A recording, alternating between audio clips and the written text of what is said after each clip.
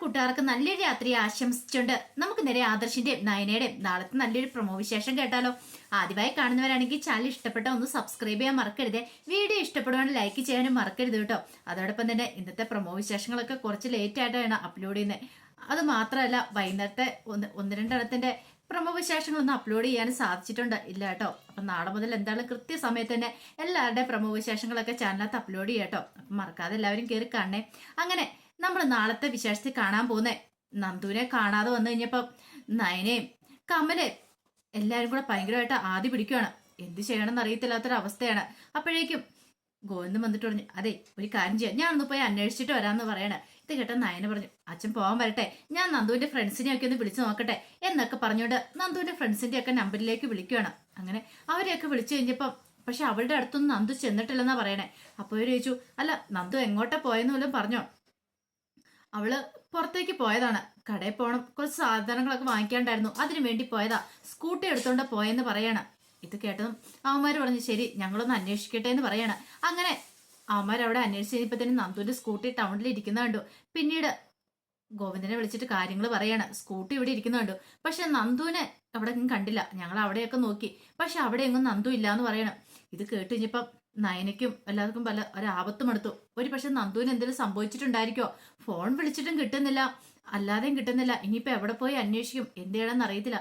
പെട്ടെന്ന് കമല പറഞ്ഞു, അതെ ഒരു കാര്യം ചെയ്യാം, ഇനിയിപ്പോ വെച്ചോന്നിട്ട് കാര്യമില്ല, എത്രയും പെട്ടെന്ന് തന്നെ ആദർശ് വിളിച്ച് വിവരങ്ങൾ പറ എന്നൊക്കെ പറയണം. കനകി ഇത് പറഞ്ഞു കഴിഞ്ഞപ്പോ തന്നെ നയന പറഞ്ഞു, ശരിയമ്മേ എത്രയും പെട്ടെന്ന് തന്നെ ഞാൻ വിളിക്കാം ആദർശേട്ടനെന്ന് പറഞ്ഞുകൊണ്ട് ആദർശിനെ വിളിക്കുകയാണ്. ആദർശിനെ വിളിച്ചിട്ട് പറഞ്ഞു, ആദർശേട്ടാ നന്ദു പുറത്തേക്ക് പോയതാ, ഇതുവരെയായിട്ടും വന്നിട്ടില്ലെന്ന് പറയാം. അവൾ എവിടെ പോവാനാ? അവൾ എവിടെയെങ്കിലും പോയിട്ട് ഇപ്പൊ തന്നെ വരുമായിരിക്കും, ഏതെങ്കിലും ഫ്രണ്ട്സിന്റെ അടുത്തുണ്ടായിരിക്കും എന്ന് പറയാം. ഇല്ല, അറിയാവുന്ന ഫ്രണ്ട്സിന്റെ അടുത്തൊക്കെ വിളിച്ചു നോക്കി, അവിടെ എങ്ങും ചെന്നിട്ടില്ല. അവളുടെ സ്കൂട്ടി അവിടെ ഇരിപ്പുണ്ട്, പക്ഷെങ്കിൽ അവളെ മാത്രം കണ്ടില്ല എന്ന് പറയണ. ഇത് കേട്ട് കഴിഞ്ഞപ്പം ആദർശിന് വല്ലാത്തൊരു ടെൻഷൻ. ആദർശ് പറഞ്ഞു, നീ പേടിക്കൊന്നും വേണ്ട കേട്ടോ, ഞാനൊന്ന് അന്വേഷിക്കട്ടെ എന്ന് പറയണം. അങ്ങനെ കോള് കട്ട് ചെയ്ത് കഴിഞ്ഞപ്പോഴത്തേനും ആദർശ് നേരെ ചെല്ലുന്നേ അനിയുടെ അടുത്തേക്കാണ്. അനിയുടെ അടുത്ത് എന്നിട്ട് പറഞ്ഞു, അതെ ഒരു പ്രശ്നം ഉണ്ടാന്ന് പറയണ. പിന്നീട് ആദർശ് നന്ദുവിനെ കാണാനില്ലെന്ന കാര്യങ്ങളൊക്കെ പറയണേ. എല്ലാം കേട്ട് കഴിഞ്ഞപ്പോഴത്തേനും എനിക്കും വല്ലാത്ത ടെൻഷൻ. അല്ല അവളിത് എവിടെ പോവാനായിട്ടാ? ഫ്രണ്ട്സിന്റെ അടുത്തല്ലേ സാധാരണ പോവാറല്ലേ? അവിടെയൊക്കെ വിളിച്ചു വെച്ചു, ആരുടെ അടുത്തും ചെന്നിട്ടില്ലെന്നാ പറഞ്ഞു. ഒരു കാര്യം ചെയ്യാം, ഞാൻ എന്തെങ്കിലും എല്ലാത്തടത്തൊന്നും പോയി അന്വേഷിക്കട്ടെ, സാധാരണഗതി പോവാറുള്ള സ്ഥലത്തൊക്കെ പോയി അന്വേഷിക്കട്ടെ എന്ന് പറഞ്ഞ് അങ്ങോട്ടേക്ക് ഇറങ്ങുമ്പോൾ ജാനകി വന്നിട്ട് ചോദിച്ചു, അല്ല നീ ഇതെങ്ങോട്ടാ? നീ നിൽക്കണം, പുറത്തു വരെ പോണം, അത്യാവശ്യമായിട്ട് പോവാന്നും പറയണ. അത് ഇപ്പൊ വന്നല്ലേ ഉള്ളൂ, പിന്നെ നീ എന്തിനാ എങ്ങോട്ടാന്നൊക്കെ ചോദിക്കുമ്പോഴത്തേനും എനിക്ക് നല്ല ദേഷ്യം വന്നു. അനി ഒന്നും മിണ്ടാതെ അങ്ങോട്ടേക്ക് ഇറങ്ങി പോവാണ്. ആദർശിന്റെ വഴിക്കും അന്വേഷിക്കുന്നുണ്ട്. രണ്ടുപേരും രണ്ടു വഴിക്ക് അവിടെ പോയി അന്വേഷിക്കുകയാണ്. അന്വേഷിക്കാവുന്ന സ്ഥലത്തൊക്കെ അന്വേഷിച്ചു, പക്ഷെ ഒരിടത്തും കണ്ടെത്താനായിട്ട് സാധിച്ചില്ല. അങ്ങനെ അവസാനം അവരും അടുത്ത് തിരികെ വരുവാണ്. ഈ സമയത്ത് നന്ദുവിനെ പിടിച്ച് കെട്ടിയിട്ടിരിക്കുവായിരുന്നു. നന്ദുവിന്റെ കൈയും കാലും ഒക്കെ ബന്ധിച്ചിട്ടുണ്ട്. എന്ത് ചെയ്യണമെന്ന് അറിയത്തില്ലാത്തൊരവസ്ഥയില്, കാരണം ഒന്ന് അനങ്ങാൻ പോലും സാധിക്കില്ല. അപ്പോഴേക്കും രണ്ട് ഗുണ്ടകൾ അങ്ങോട്ട് വന്നു. നീയാണോ വലിയ ലേഡി സൂപ്പർ സ്റ്റാർ ആന്ന് പറയും, എന്നിട്ടിപ്പൊ എന്തായി? കണ്ടില്ലേ ഇവിടെ കിടക്കുന്ന കിടപ്പ് കണ്ടില്ലേ? ഇത്രയൊക്കെ ഓൾറെഡി പെണ്ണൊരുമിട്ടാന്ന് കേട്ടില്ലേ? ഇത്രയൊക്കെ നിനക്ക് ചെയ്യാൻ പറ്റുള്ളൂ, കൂടുതലൊന്നും ചെയ്യാൻ പറ്റില്ല. ഇത് കേട്ടോ നന്ദു പറഞ്ഞു, ചോണയാണെങ്കിൽ നീ എന്നെ അഴിച്ചു വിടറാന്ന് പറയണം. അഴിച്ചു വിട്ടിട്ട് നീ കിടന്നിങ്ങനെ പറഞ്ഞോണ്ടിരിക്കുക, അതാണ് ആണത്തം, അല്ലാതെ പിടിച്ചു കെട്ടിയിട്ടല്ല ചെയ്യണ്ടേ. ഒരു പെണ്ണിനെ ഇങ്ങനെ പിടിച്ചു കെട്ടിയിടാൻ നിനക്കൊക്കെ നാണമില്ലെന്ന് ചോദിക്കണം. അതെ നീ കൂടുതലൊന്നും കിടന്ന് പറയണ്ട, അവന്മാർക്കറിയാം മുമ്പ് കിട്ടിയതിന്റെ ഇടിയുടെ അത്. കാരണം കൃത്യസമയത്ത് വേറെ ഒരുത്തം വന്ന് തലക്കെട്ട് അടിച്ചില്ലായിരുന്നെങ്കിൽ നന്ദു ഒരു കാരണവശാലും അവന്മാരുടെ പിടിയിൽപ്പെടത്തില്ലായിരുന്നു. അങ്ങനെ നന്ദു ബോധം കിട്ടുപോയതുകൊണ്ട് മാത്രമാണ് നന്ദുവിനെ ഇവിടേക്ക് കൊണ്ടുവരാനായിട്ട് പറ്റിയത്, അല്ലെങ്കിൽ കൊണ്ടുവരാൻ പോലും പറ്റില്ലായിരുന്നു. അവന്മാർക്കറിയാം തുറന്നു വിട്ടിട്ടുണ്ടെങ്കിൽ തങ്ങളെ എല്ലാത്തിനെയും പഞ്ഞിക്കിട്ടിട്ട് അവൾ ഇവിടെ നിന്ന് കടന്നു പോകുന്നു അറിയാം. അത് കേട്ടെന്ന് പറഞ്ഞു, അങ്ങനെ ഇപ്പൊ നിന്നെ അഴിച്ചുവിടാൻ ഉദ്ദേശിച്ചിട്ടില്ലെന്ന് പറയാ. എടാ സത്യം പറയടാ, ആര് പറഞ്ഞിട്ടാ നീ ഇതൊക്കെ ചെയ്തേ? എന്നെ ഇങ്ങോട്ട് കൊണ്ടുവന്ന് ആര് പറഞ്ഞിട്ടാന്ന് ചോദിക്കാം. തൽക്കാലത്തേക്ക് എന്തായാലും പേര് വെളിപ്പെടുത്താൻ ഞങ്ങൾ ഉദ്ദേശിക്കുന്നില്ല. അതെ അവരുടെ എന്തെങ്കിലും വിവരം കിട്ടട്ടെ, കിട്ടിക്കഴിയുമ്പോ എന്ത് ചെയ്യണം ഞങ്ങൾ തീരുമാനിക്കും. നില്ല കൊല്ലണോ അതെ വെറുതെ വിടണം എന്നൊക്കെ ഞങ്ങൾ തീരുമാനിക്കോളൂ എന്ന് പറയണം. ഇത് കേട്ട് കഴിഞ്ഞപ്പോ നന്ദു പറഞ്ഞു, അടാ ചുണയുണ്ടെന്ന് നീക്കനെ കൊല്ലടാ, അങ്ങനെ നീ ആണാന്ന് പറയാന്ന് പറഞ്ഞ നന്ദുവിന് ഭ്രാന്ത് പിടിക്കുന്ന ഒരു അവസ്ഥയായിപ്പോയി. കാരണം കയ്യിലെ കെട്ടെന്ന് അഴിക്കാൻ പറ്റുമായിരുന്നെങ്കിൽ എങ്ങനെയെങ്കിലും ഇവിടുന്ന് രക്ഷപ്പെടായിരുന്നു. എന്നാ പിന്നെ ഞാൻ താൻ രക്ഷപ്പെടുമായിരുന്നു. പിന്നീട് അവന്മാരോട് നീ എവിടെ കിടക്കടി, നീ എന്താ കിടന്ന് തുള്ളിച്ചാടുന്നേ എന്നും പറഞ്ഞിട്ട് കഥ കടച്ചിട്ടും കൂടി പോവാണ്. നന്ദുവിന് വല്ലാത്തൊരവസ്ഥയായിപ്പോയി. എങ്ങനെ ഇവിടുന്ന് രക്ഷപ്പെടുമെന്ന് വലിയ അറിയത്തില്ല. ആ സമയം വേണു വീട്ടിലേക്ക് മടങ്ങി എത്തുവാണ്. വേണു എത്തിക്കഴിഞ്ഞപ്പോഴത്തേനും അനാമിക രേവതിയെ ചെന്നു, എന്തായി കാര്യങ്ങളൊക്കെ? എല്ലാം ഓക്കെ ആക്കിയിട്ടുണ്ട്. അതെ ഗുണ്ടകള് അവളുടെ കാര്യത്തില് നന്ദുവിന്റെ കാര്യത്തിൽ ഒരു തീരുമാനം എടുക്കുമെന്ന് പറയണം. അങ്ങനെ വന്നു കഴിഞ്ഞ് കുറച്ച് സമയം കഴിഞ്ഞപ്പോഴത്തേനും വേണുവിന്റെ ഫോണിലേക്ക് കോള് വരുവാണ്. നന്ദുവിനെ കൊണ്ടുപോയിട്ടുണ്ട്, ഉദ്ദേശിച്ച സ്ഥലത്ത് തന്നെ എത്തിച്ചിട്ടുണ്ട്. പിന്നെ നിങ്ങൾ പറയുന്ന പോലെ എന്താന്ന് വെച്ചാൽ കാര്യങ്ങൾ ചെയ്തോളാന്ന് പറയണം. ഇത് കേട്ട് കഴിഞ്ഞപ്പോഴത്തേനും വേണു ഒന്ന് ആലോചിച്ചു. ഇനി അവൾ ജീവിച്ചിരിക്കുന്ന തന്നെ ആപത്താണ്. പിന്നീട് വേണു കരുതി ഇനിയിപ്പം അവൾ മരിച്ചാലും കുഴപ്പമൊന്നുമില്ല, അവളെ അങ്ങ് തട്ടുവാണെങ്കിൽ ഏറ്റവും നല്ല അതായിരിക്കും, അവളെ അങ്ങോട്ട് കൊന്നു കളയുന്നതായിരിക്കും ഏറ്റവും നല്ലത്. അങ്ങനെയാണെങ്കിൽ പിന്നെ ഇനിയിപ്പോൾ അവളെ കൊണ്ടുള്ള ഒരു ശല്യം ഉണ്ടാകത്തില്ല. തൻ്റെ മോളുടെ ജീവിതം സുഗമമാവും. ഒരുപക്ഷെ അവൾ ജീവനോടെ ഉണ്ടെങ്കിൽ തൻ്റെ മോൾക്ക് ഒരു നല്ല ജീവിതം ഉണ്ടാകത്തില്ല എന്നൊക്കെ വേണുവിന് തോന്നുകയാണ്. അങ്ങനെ അയാളുടെ ക്രൂര ബുദ്ധി അയാൾ പറഞ്ഞു, ഒരു കാര്യം ചെയ്യാം, അവൾ ഇനി ജീവനോടെ വെച്ചേക്കണ്ട, അങ്ങോട്ട് തട്ടിക്കളഞ്ഞേക്കാൻ പറയാണ്. അങ്ങനെ പറഞ്ഞിട്ട് അങ്ങോട്ട് ഫോൺ കട്ട് ചെയ്യണം. ഈ സമയത്ത് അനാമി ചോദിച്ചു, അല്ലച്ചാ അത് പിന്നെ അവൾക്ക് എന്തെങ്കിലും സംഭവിച്ചു പോയാലേ? എന്ത് സംഭവിക്കാനായിട്ട്? ഒന്നും സംഭവിക്കാനൊന്നും പോകുന്നില്ല, സംഭവിച്ചു പോണേ പോട്ടെ, അതോടുകൂടി തീർന്നില്ല എന്ന് ചോദിക്കുകയാണ്. പെട്ടെന്ന് രേവതി പറഞ്ഞു, അല്ല വേണുട്ടാ, ഇതേ കൊല്ലുവൊന്നും വേണ്ട, എന്തേലും സംഭവിച്ചു പോയാൽ പിന്നെ നമ്മൾ പറഞ്ഞിട്ട് കാര്യമില്ലോ എന്ന് പറയണം. വേണു പറഞ്ഞു, അങ്ങനെയൊന്നും അമ്മാര് ചെയ്യത്തില്ലായിരിക്കും എന്ന് പറയണം. ഇനി ചെയ്താലും കുഴപ്പമില്ല, അവളെ കൊണ്ടുള്ള ശല്യം അങ്ങ് തീർന്നല്ലോ എന്ന് പറയണം. അനാമി പറഞ്ഞു, അവളെ കൊന്നു കളയാ ചെയ്യണ്ടേ, എനിക്ക് അത്രയ്ക്ക് ദേഷ്യമുണ്ട്, എന്റെ കർണത്ത് പാട് വീണതാ, അവൾ ഒറ്റയെടുത്ത് കാണാം, അന്നേ ഞാൻ അവൾക്ക് ടോങ്ങി വെച്ചാ. ഇനി അവള് ഒരു കാരണവശാലും കൈ പൊക്കരുത്, കൈയും കാലും ഒന്നും പൊക്കരുത്, അവളുടെ കൈയും കാലും എല്ലാം അങ്ങ് തല്ലി ഒടിച്ചു വിട്ടേക്കാൻ പറ അച്ഛാന്ന് പറയണം. ഇത് കേട്ടപ്പോൾ വേണു പറഞ്ഞു, ആ കാര്യങ്ങളൊക്കെ അവന്മാര് നോക്കിക്കോളും, നല്ല ഭംഗിക്ക് നിർവഹിച്ചോളും, ആ കാര്യത്തിൽ നമുക്കൊരു പേടിയും വേണ്ടെന്ന് പറയാം. രേവതി പറഞ്ഞു, എത്ര നാളായി അവളെ കൊണ്ട് അവളെ ശല്യം തുടങ്ങിയിട്ട്, കല്യാണത്തിന് മുമ്പ് തന്നെ തുടങ്ങിയതല്ലേ, ഇത് നേരത്തെ ചെയ്യേണ്ടതായിരുന്നു. പക്ഷെ അവളത്ര പെട്ടെന്നൊന്നും പിടികൊടുത്തില്ല, അറിയാലോ അവളുടെ സ്വഭാവം, അവളെങ്ങാനും രക്ഷപ്പെട്ടു പോയിട്ടുണ്ടെങ്കിൽ പിന്നെ നമ്മുടെ കഷ്ടകാലം ഒന്ന് കൂട്ടിയാൽ മതി എന്ന് പറയാം. എവിടെ നിന്ന് രക്ഷപ്പെടാനാ, ഇനിയിപ്പോ ഗുണ്ടകളുടെ കയ്യിലല്ലേ, അതുകൊണ്ട് നമുക്ക് പേടിക്കൊന്നും വേണ്ടെന്ന് വേണു പറയാണ്. അനാമിക പറഞ്ഞു, പക്ഷെ ഒരു കാര്യമുണ്ട്, അവളെ കാണാനില്ലെന്ന് അറിഞ്ഞിട്ടുണ്ടെങ്കിൽ ഈ പറയുന്ന അനിയാണെങ്കിലും അതെ ആദർശേട്ടനാണെങ്കിലും അവരെല്ലാരും കൂടെ ഇറങ്ങിത്തിരിക്കും. അങ്ങനെ ഇറങ്ങിത്തിരിച്ചാൽ നമുക്കത് ആപത്താ. ഒരു പക്ഷെ അവള് ജീവനോടെ വരുവാണെങ്കിൽ ഇനിയിപ്പോ സത്യങ്ങളൊക്കെ അവർ അറിഞ്ഞിട്ടുണ്ടെങ്കിൽ അനന്തപുരിയിലേക്ക് കയറി പോകാൻ പോലും എനിക്ക് പറ്റില്ലാത്തൊരവസ്ഥയായിപ്പോ അവൾക്ക് മനസ്സിലാവും, നമ്മളായിരിക്കും ഏറ്റവും വലിയ ശത്രു എന്നുള്ള കാര്യം അവൾക്ക് അറിയായിരിക്കും എന്ന് പറയാം.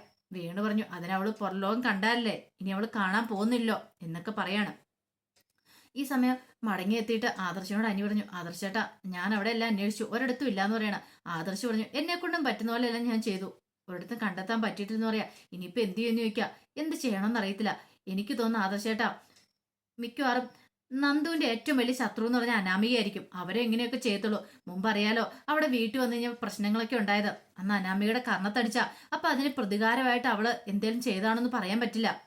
അങ്ങനെയാണെങ്കിൽ അവളുടെ അച്ഛനും കൂടെ ചേർന്നിട്ടായിരിക്കും ഈ കളികളൊക്കെ കളിച്ചിരിക്കുന്നത് പറയണം. ഇത് കേട്ടോ ആദർശ് അങ്ങനെയൊക്കെ ചെയ്യോടാ, പറയാൻ പറ്റില്ല, അതല്ല അതിലപ്പുറം ചെയ്യുന്നതെന്ന് പറയണം.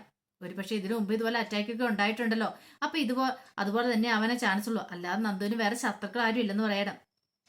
ആദർശ് പറഞ്ഞു, നമുക്കെന്നാൽ ആ വഴി ഒന്ന് അന്വേഷിച്ച് നോക്കിയാലെന്ന് പറയണം. അതിന് പറ്റി ഒരു കാര്യം ചെയ്യാം, ഞാൻ അനാമികനെ ഒന്ന് വിളിക്കട്ടെ എന്ന് പറയണം. പിന്നീട് അനാമികനെ വിളിക്കണം. അനാമികനെ വിളിച്ചിട്ട് അനാമിക വിളിച്ചു, സത്യം പറ, നീ നിന്റെ അച്ഛനും എല്ലാരും കൂടെ ചേർന്ന് നന്ദുവിനെ എവിടെ ഒളിപ്പിച്ചിരിക്കുന്നു ചോദിക്കണം. നന്ദുവിനെയോ? ഏത് നന്ദുവിനെ? ദേ വെറുതെ പറയരുത്, നയനടുത്തിന് അനിയത്തി നന്ദു. ഓ എന്താ, അവള് ഞങ്ങൾ എന്നെ വീട്ടിൽ കയറ്റി വെച്ചിരിക്കുവാണോ? ദേ അനാമികയെ വെറുതെ നീ കള്ളത്തരം പറയണ്ട, നീ അറിയാതെ അവൾക്കൊന്നും സംഭവിക്കില്ല, അവളെ കാണാനില്ല, അതിന്റെ പിന്നിൽ നീ ആയിരിക്കും എന്ന് പറയാം. പിന്നെ അവളെ കാണാനില്ലെങ്കിൽ എന്നോട് ചോദിച്ചിട്ട് കാര്യമില്ല, ഏതെങ്കിലും ഒരുത്തൻ്റെ വല്ല ഒളിച്ചോടിയും പോയി നോക്ക്, അതാ അവൾക്ക് പറ്റുന്നത്. ഇത് കേട്ടത് എനിക്കൊന്നും നല്ല ദേഷ്യം വന്നു. അനി പറഞ്ഞു, അവളെ എങ്ങാനും കണ്ടു കിട്ടിയിട്ട് ഇതിന്റെ പിന്നെ നീയാന്നൊക്കെ അറിഞ്ഞു കഴിഞ്ഞിട്ടുണ്ടെങ്കിൽ ഒന്നിനെ വെറുതെ വെച്ചേക്കല്ലെന്ന് പറയണം. ഓ ഇപ്പോഴും നിനക്ക് അവളോടാ സെന്റിമെന്റ്സ് അല്ലേ? അതല്ലേലും അങ്ങനെ വരത്തുള്ളൂ എന്ന് എനിക്ക് അറിയാടാ, വെറുതെ അല്ലടാ അവൾക്ക് അതിന്റെ ശിക്ഷ കിട്ടിയിരിക്കുന്നേ, അവളിനി ഒരിക്കലും വരാതിരിക്കട്ടെ. അങ്ങനെയാണെങ്കിൽ രക്ഷപ്പെട്ടെന്ന് പറയണം. കുറെ കാലമായി അവൾ എന്റെ ജീവിതത്തിൽ കരടായിട്ട് മാറിയിട്ട് എന്റെ കർണം അടിച്ച് പോയിച്ചിട്ട് പോയവളാ, ഇനി ഒരിക്കലും അവൾ തിരിച്ചു വരാൻ പോകുന്നില്ലെന്നൊക്കെ പറയണം. എനിക്ക് നല്ല ദേഷ്യമായി. അതിന് കോള് കിട്ടിയപ്പോ ആദർശ് വെച്ച് എന്ത് പറഞ്ഞു, അവളൊന്നും വിട്ടു പറയുന്നില്ല എന്ന് പറയണം. ഇത് കേട്ട ആദർശ് പറഞ്ഞു, ഇനിയിപ്പോ എന്നിട്ട് കാര്യമില്ല, നമുക്ക് പോലീസ് സ്റ്റേഷൻ ഒരു കംപ്ലൈന്റ് കൊടുത്താലെന്ന് ചോദിക്കുകയാണ്. പിന്നീട് അനി ആദർശം കൂടെ നേരെ നയനയുടെ അടുത്തേക്ക് വരുവാണ്. ഈ സമയം നയനയാണ് ആകെപ്പെട്ട് ടെൻഷൻ അടിച്ചിരിക്കുക. കനക പറഞ്ഞു, അതെ ആദർശ് മോൻ മലയ്ക്ക് പോയിട്ട് വരുമ്പോ എല്ലാം ശരിയാവുമെന്ന് പറഞ്ഞിട്ട് ഇപ്പൊ കൂയുമേ കുരു എന്ന് പറഞ്ഞാല് ഓരോന്നോരോന്നായിട്ട് വന്നുകൊണ്ടിരിക്കുകയാണല്ലോ മോളെ, ഒന്നും ശരിയാവുന്നില്ലോ എന്ന് പറയാണ്. അത് ശരിയാകുമ്മേ, അമ്മ സമാധാനമായിട്ടിരിക്കുക, എല്ലാം നേരെയാവുമെന്ന് പറയണം. അപ്പോഴേക്കും അനി ആദർശം കൂടെ അങ്ങോട്ട് വന്നിട്ട് പറഞ്ഞു, അല്ല ഇനിയിപ്പോ ഇനി വെച്ചോണ്ട് കാര്യമുണ്ടോ, നമുക്ക് പോലീസിൽ ഒരു കംപ്ലൈന്റ് കൊടുത്താലെന്ന് ചോദിക്കാം. ഇത് കേട്ടതും ഗോവിന്ദൻ പറഞ്ഞു, ശരിയാ, എത്രയും പെട്ടെന്ന് തന്നെ നമുക്ക് കംപ്ലൈന്റ് കൊടുക്കാം എന്ന് പറയണം. അങ്ങനെ കംപ്ലൈന്റ് കൊടുക്കാനായിട്ട് ഗോവിന്ദനെയും കൂട്ടി അങ്ങനെ ആദർശം പോലീസ് സ്റ്റേഷനിലേക്ക് പോകണം. അങ്ങനെ കംപ്ലൈന്റ് കൊടുത്തു കഴിയുമ്പോൾ അവർ പറഞ്ഞു ഞങ്ങൾ അന്വേഷിക്കാന്നൊക്കെ പറയണം. അങ്ങനെ പോരുന്ന വഴിക്ക് ആദർശ് പറഞ്ഞു, അതെ എനിക്ക് ചില സംശയങ്ങളും കാര്യങ്ങളും ഒക്കെ ഉണ്ട്, നമുക്ക് ആ വഴിക്ക് ഒന്നുകൂടെ നീങ്ങാം. ഒരു പക്ഷെ അവളുടെ സ്കൂട്ടി ഇരിക്കുന്ന സ്ഥലത്ത് വല്ല CCTV ദൃശ്യങ്ങളോ അങ്ങനെ എന്തെങ്കിലും ഉണ്ടെങ്കിൽ നോക്കാം, അവിടെ ഒന്ന് പോയി സെർച്ച് ചെയ്യുവാണെങ്കിൽ അറിയാൻ കഴിയുമെന്ന് പറയണം. അങ്ങനെ അവർ അങ്ങോട്ടേക്ക് പോവാണ്. അങ്ങോട്ടേക്ക് പോയി അവിടെ ഒരു കടയിൽ CCTV ദൃശ്യങ്ങൾ നോക്കിക്കഴിഞ്ഞപ്പോഴത്തേനും ഒരു കാറിൽ വഴക്കുണ്ടാകുന്നേ, നന്ദുവിന് തലക്കടിക്കുന്നേ, പിന്നെ കയറ്റിക്കൊണ്ട് പോകുന്നതെല്ലാം കണ്ടു. അങ്ങനെയാണെങ്കിൽ വണ്ടി നമ്പർ എല്ലാം നോട്ട് ചെയ്യണം. പിന്നീട് അവര് ആ വഴിക്ക് അന്വേഷണം നടത്തുവാണ്. അങ്ങനെ അവസാനം ആദർശും അനിയും കൂടെ പോവുകയാണ് നന്ദുവിനെ കണ്ടുപിടിക്കാനായിട്ട്. ഈ സമയം നന്ദുവിനാണ് എന്ത് ചെയ്യണമെന്ന് അറിയത്തില്ല. നന്ദു തന്റെ കയ്യിലെ കെട്ടഴിക്കാണ്ട് മാക്സിമം കിണഞ്ഞ് ശ്രമിക്കുന്നുണ്ട്. എങ്ങനെയെങ്കിലും ഈ കെട്ടഴിച്ച തനിക്കൊന്ന് രക്ഷപ്പെടായിരുന്നു, ആ ഒരു ചിന്ത മാത്രം നന്ദുവിന്റെ മനസ്സിലുണ്ടായിരുന്നുള്ളൂ. ഈ സമയത്ത് അങ്ങനെ അവസാനം അനിയും ആദർശം കൂടെ നന്ദുവിനെ പൂട്ടിയുടെ മുറിയുടെ അങ്ങോട്ടേക്ക് ചെല്ലുന്നുണ്ട്. അങ്ങനെ അവസാനം നന്ദുവിനെ രക്ഷപ്പെടുത്താനായിട്ട് പോവാം. അതിന്റെ വിശേഷങ്ങളൊക്കെ നമ്മൾ കാണാൻ പോകുന്നത്. അങ്ങനെ രക്ഷപ്പെടുത്തി കഴിയുമ്പോൾ ഇനി കിട്ടാൻ പോകുന്ന അനാമിക നല്ല 8ന്റെ പണിയായിരിക്കും കിട്ടാൻ പോകുന്നത്. ഈ ചതി ഏത് അനാമിക എന്ന് പറഞ്ഞാൽ അനന്തപുരിയിൽ ആരും സഹിക്കില്ല. അനന്തപുരിയിൽ നിന്ന് മൂർത്തി മുത്തശ്ശി ആരും സഹിക്കില്ല. അപ്പൊ നല്ല പണി തന്നെ അനാമയ്ക്ക് കിട്ടും. അനി ഒരിക്കലും അനാമയ്ക്ക് അനന്തപുരിയിലേക്ക് കയറാൻ പോലും പറ്റില്ല. അത് മാത്രല്ല അനിയുടെ ജീവിതത്തിലേക്ക് ഇനി ഒരു മടങ്ങി വരെ അനാമയ്ക്ക് ഒരിക്കലും ഉണ്ടാവില്ല താനും. ഇനി രക്ഷപ്പെട്ടു കഴിഞ്ഞാൽ നന്ദു വെറുതെ ഇരിക്കാനും പോകുന്നില്ല. നന്ദു ക്ഷമിക്കാവുന്നതിന്റെ മാക്സിമം ക്ഷമിച്ചു. പക്ഷെ അതിന് പരിധി വിട്ട് കഴിഞ്ഞാൽ പിന്നെ നന്ദു അടങ്ങിയിരിക്കില്ല. അപ്പൊ അതിന്റെ വിശേഷങ്ങളൊക്കെയാ കാണാൻ പോകുന്നത്. നന്ദു ഉറപ്പായും രക്ഷപ്പെടും. നന്ദുവിന് എന്താളും ഗുണ്ടകൾക്കൊന്നും ചെയ്യാനായിട്ട് സാധിക്കില്ല. അപ്പൊ അതിന്റെ വിശേഷങ്ങളൊക്കെ നമുക്ക് എല്ലാവർക്കും കാത്തിരിക്കാട്ടോ. ഒരിക്കൽ കൂടി എല്ലാവർക്കും നല്ലൊരു രാത്രി ആശംസിച്ചു നിർത്തുന്നു.